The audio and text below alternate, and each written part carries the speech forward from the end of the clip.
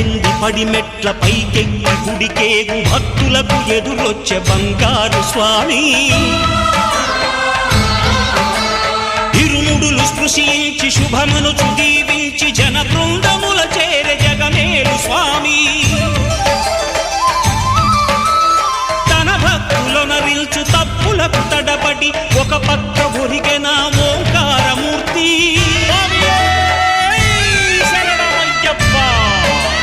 స్వాములందరూ తనకు సాయము కాగా ధీమంతుడై లేచే ఆ కన్య స్వామి